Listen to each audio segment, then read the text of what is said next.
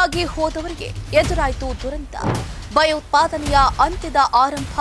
ಹಿಮಾಂಶಿ ನರ್ವಾಲ್ ಪಹಲ್ಗಾಮ್ ದಾಳಿಯಲ್ಲಿ ಮೃತಪಟ್ಟ ಅಧಿಕಾರಿಯ ಪತ್ನಿ ಎಚ್ಚರಿಕೆ. ಹನಿಮೂನ್ಗಾಗಿ ಹೋದವರಿಗೆ ಎದುರಾಗಿತ್ತು ದುರಂತ.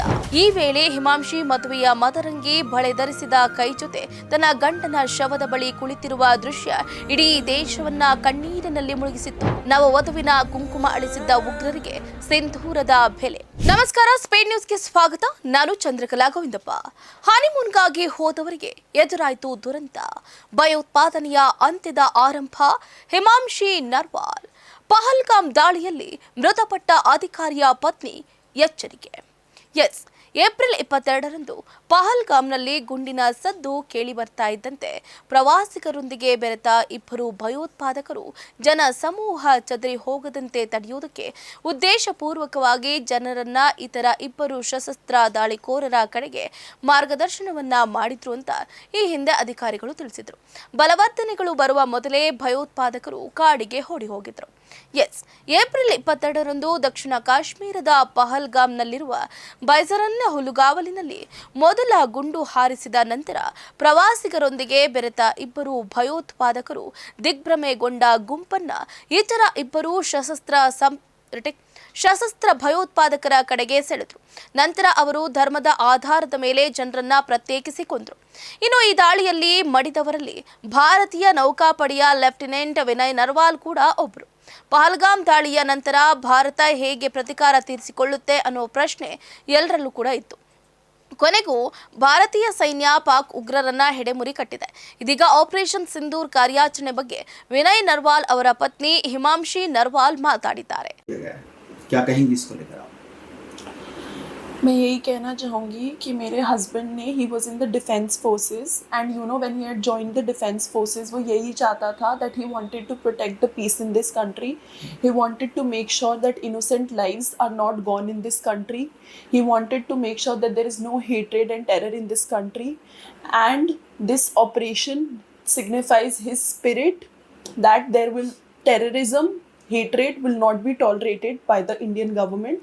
And I'm thankful to the Indian government that they've taken this operation, but I also request them to not end it here. I want them to make sure that this is just the start of end of terrorism in our country, so that no one ever has to go through what I am going through right now. ಕೇಂದ್ರ ಸರ್ಕಾರದ operation Sindoor ಕಾರ್ಯಾಚರಣೆಯನ್ನ ಸ್ವಾಗತಿಸಿದ್ದಾರೆ. ಜೊತೆಗೆ ಪ್ರಧಾನಿ ನರೇಂದ್ರ ಮೋದಿ ನೇತೃತ್ವದ ಸರ್ಕಾರಕ್ಕೆ ಧನ್ಯವಾದವನ್ನು ಕೂಡ ತಿಳಿಸಿದ್ದಾರೆ. ಈ ಕಾರ್ಯಾಚರಣೆಯನ್ನ ಇಲ್ಲಿಗೆ ನಿಲ್ಲಿಸದೆ ಭಯೋತ್ಪಾದನೆಯನ್ನ ಸಂಪೂರ್ಣವಾಗಿ ಕೊನೆಗೊಳಿಸುವ ಆರಂಭ ಆಗಿರಲಿ ಅಂತ ಕೇಂದ್ರ ಸರ್ಕಾರವನ್ನ ಹಿಮಾಂಶಿ ಮನವಿ ಮಾಡಿದ್ದಾರೆ. ಭಯೋತ್ಪಾದನೆಯ ಅಂತ್ಯದ ಆರಂಭ ಇದು. ಹಿಮಾಂಶಿ ನರ್ವಾಲ್ ಮಾಧ್ಯಮದವರೊಂದಿಗೆ ಮಾತಾಡ್ತಾ, ನನ್ನ ಗಂಡ ರಕ್ಷಣಾ ಪಡೆಯಲಿದ್ರು, ಶಾಂತಿ ಕಾಪಾಡೋದಕ್ಕೆ, ನಿರಪರಾಧಿಗಳ ಜೀವವನ್ನ ರಕ್ಷಿಸೋದಕ್ಕೆ ಬಯಸಿದ್ರು. ದೇಶದಲ್ಲಿ ದ್ವೇಷ ಮತ್ತು ಭಯೋತ್ಪಾದನೆ ಇರಬಾರ್ದು ಅಂತ ಅವರು ಆಶಿಸಿದ್ರು. ಸರ್ಕಾರಕ್ಕೆ ಧನ್ಯವಾದವನ್ನ ತಿಳಿಸ್ತೀನಿ, ಆದರೆ ಈ ಕಾರ್ಯಾಚರಣೆ ಇಲ್ಲಿಗೆ ನಿಲ್ಬಾರ್ದು. ಇದು ಭಯೋತ್ಪಾದನೆಯ ಅಂತ್ಯದ ಆರಂಭ ಆಗಲಿದೆ ಅಂತ ತಿಳಿಸಿದ್ದಾರೆ. ಹನಿಮೂನ್ಗಾಗಿ ಹೋದವರಿಗೆ ಎದುರಾಗಿತ್ತು ದುರಂತ. ಹೌದು, ವಿನಯ್ ಮತ್ತು ಹಿಮಾಂಶಿ ದಂಪತಿಗಳು ಮದುವೆಯಾದ ಕೆಲವೇ ದಿನಗಳ ನಂತರ ಹನಿಮೂನ್ಗೆ ಅಂತ ಕಾಶ್ಮೀರಕ್ಕೆ ಭೇಟಿಯನ್ನು ಕೊಟ್ಟಿದ್ರು. ಆದರೆ ಪಹಲ್ಗಾಮ್ನಲ್ಲಿ ನಡೆದ ಭಯೋತ್ಪಾದಕ ದಾಳಿಯಲ್ಲಿ ಬರೋಬ್ಬರಿ 26 ವರ್ಷದ ವಿನಯ್ ಸೇರಿದಂತೆ 25 ಜನರು ಮಡಿದ್ರು. ಈ ವೇಳೆ ಹಿಮಾಂಶಿ ಮದುವೆಯ ಮದರಂಗಿ ಬಳೆ ಧರಿಸಿದ ಕೈ ಜೊತೆ ತನ್ನ ಗಂಡನ ಶವದ ಬಳಿ ಕುಳಿತಿರುವ ದೃಶ್ಯ ಇಡೀ ದೇಶವನ್ನ ಕಣ್ಣೀರಿನಲ್ಲಿ ಮುಳುಗಿಸಿತ್ತು. ಈ ಫೋಟೋ ನೋಡಿದ್ರೆ ಎಂತಹ ಕಲ್ಲು ಹೃದಯ ಕೂಡ ಕರಗುವಂತಿತ್ತು. ವಿನಯ್ ತಂದೆಯಿಂದ ಸರ್ಕಾರಕ್ಕೆ ಮೆಚ್ಚುಗೆ ವ್ಯಕ್ತವಾಗಿದೆ. ಇನ್ನು ಮೃತ ಲೆಫ್ಟಿನೆಂಟ್ ವಿನಯ್ ತಂದೆ ರಾಜೇಶ್ ನರ್ವಾಲ್ ಕೂಡ ಕೇಂದ್ರ ಸರ್ಕಾರದ ಕಾರ್ಯಾಚರಣೆಯನ್ನ ಶ್ಲಾಘಿಸಿದ್ದಾರೆ. ದಾಳಿಯ ಬಳಿಕ ಮಾಧ್ಯಮಗಳು ನನ್ನ ಮನೆಗೆ ಬಂದಾಗ ಸರ್ಕಾರದ ಮೇಲೆ ನನಗೆ ಭರವಸೆ ಇದೆ ಅಂದಿದ್ದೆ. ಇಂದು ಸರ್ಕಾರ ಆ ಭರವಸೆಯನ್ನ ಸಾಬೀತುಪಡಿಸಿದೆ. ಇಂತಹ ಕಾರ್ಯಾಚರಣೆಯಿಂದ ಭಯೋತ್ಪಾದಕರು ಮುಂದೆ 100 ಬಾರಿ ಯೋಚಿಸುತ್ತಾರೆ ಅಂತ ಅವರು ಹೇಳಿದರು. ನವವಧುವಿನ ಕುಂಕುಮ ಅಳಿಸಿದ್ದ ಉಗ್ರರಿಗೆ ಸಿಂಧೂರದ ಬೆಲೆ. ಹೌದು, ಸಿಂಧೂರದ ಬೆಲೆಯನ್ನ ತೋರಿಸಿಕೊಟ್ಟಿದ್ದಾರೆ ನಮ್ಮ ಭಾರತೀಯ ಹೆಮ್ಮೆಯ ಸೇನೆ. ಪಹಲ್ಗಾಮ್ ಭಯೋತ್ಪಾದಕ ದಾಳಿಗೆ ಪ್ರತಿಕಾರವಾಗಿ ಭಾರತೀಯ ವಾಯುಪಡೆಯು ಪಾಕಿಸ್ತಾನದ 9 ಸ್ಥಳಗಳ ಮೇಲೆ ವೈಮಾನಿಕ ದಾಳಿಯನ್ನು ನಡೆಸಿದೆ. ಆದರೆ ಅತ್ಯಂತ ಮುಖ್ಯವಾದ ವಿಷಯ ಅಂತಂದ್ರೆ ಈ ಕಾರ್ಯಾಚರಣೆಗೆ ಆಪರೇಷನ್ ಸಿಂಧೂರ್ ಅಂತ ಹೆಸರಿಡಲಾಗುವುದು. ಹಾಗಾದ್ರೆ ಈ ಕಾರ್ಯಾಚರಣೆಗೆ ಆಪರೇಷನ್ ಸಿಂಧೂರ್ ಅನ್ನುವಂತಹ ಹೆಸರನ್ನ ಯಾಕೆ ಇಡಲಾಯಿತು ಅನ್ನೋದನ್ನು ಕೂಡ ಗಮನಿಸಬೇಕಾಗುತ್ತೆ. ಇದರ ಹಿಂದೆ ಸರ್ಕಾರದ ಉದ್ದೇಶ ಏನಿದೆ ಅನ್ನೋದನ್ನು ಕೂಡ ನೋಡಬೇಕಾಗುತ್ತೆ. ರಕ್ಷಣಾ ತಜ್ಞರ ಪ್ರಕಾರ ಪಹಲ್ಗಾಮ್ನಲ್ಲಿ ಭಯೋತ್ಪಾದಕರು ಕೆಲವು ದಿನಗಳ ಹಿಂದೆ ಮದುವೆಯಾದ ಅನೇಕ ಜನರನ್ನ ಗುರಿಯಾಗಿಸಿ ಹತ್ಯೆ ಮಾಡಿದ್ದಾರೆ. ಆದ ಕಾರಣ ಭಾರತವು ಮಹಿಳೆಯರ ಕಣ್ಣಲ್ಲಿ ಕಣ್ಣೀರನ್ನ ಕಂಡಿತ್ತು. ತದನಂತರ ಪ್ರತಿಯೊಂದು ಕಣ್ಣೀರಿಗೂ ಲೆಕ್ಕ ನೀಡಲಾಗುವುದು ಅಂತ ಪ್ರತಿಜ್ಞೆ ಮಾಡಿದ ಭಾರತವು ಅವರ ಕಣ್ಣೀರಿಗೆ ನ್ಯಾಯವನ್ನ ಕೊಟ್ಟಿದೆ. ಅವರಲ್ಲಿ ಗುರುಗ್ರಾಮದ ಹಿಮಾಂಶಿ ನರ್ವಾಲ್ ಕೂಡ ಒಬ್ಬರು. ಏಪ್ರಿಲ್ 16ರಂದು ವಿವಾಹ ಆಗಿದ್ದ ಅವರು ತಮ್ಮ ಪತಿ ಲೆಫ್ಟಿನೆಂಟ್ ವಿನಯ್ ನರ್ವಾಲ್ ಅವರೊಂದಿಗೆ ಹನಿಮೂನ್ಗೆ ಅಂತ ಬಂದಿದ್ರು. ಈ ವೇಳೆ ಭಯೋತ್ಪಾದಕರು ವಿನಯ್ನನ್ನ ಭೀಕರವಾಗಿ ಕೊಂದ್ರು.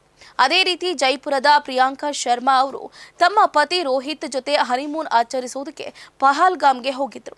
ಅದರಂತೆ ದಾಳಿಯ ಸಮಯದಲ್ಲಿ ರೋಹಿತ್ ಮೇಲೂ ಕೂಡ ಗುಂಡನ್ನ ಹಾರಿಸಿ ಉಗ್ರರು ಹತ್ಯೆಯನ್ನ ಮಾಡಿದ್ರು.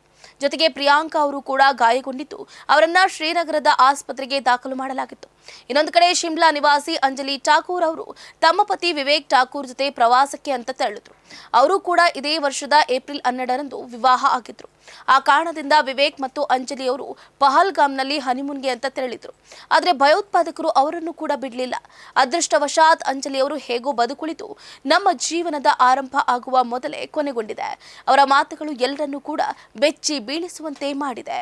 ಇದಾಗಿತ್ತು ಇವರಿಗಿನ ಸ್ಪೀಡ್ ನ್ಯೂಸ್. ನೋಡ್ತಾ ಇರಿ ಸುದ್ದಿ ನಿಮ್ಮದು, ಬೇಗ ನಮ್ಮದು. ಹೆಚ್ಚಿನ ಸುದ್ದಿಗಳಿಗಾಗಿ ನಮ್ಮ ಚಾನೆಲ್ನ ಸಬ್ಸ್ಕ್ರೈಬ್ ಮಾಡಿ.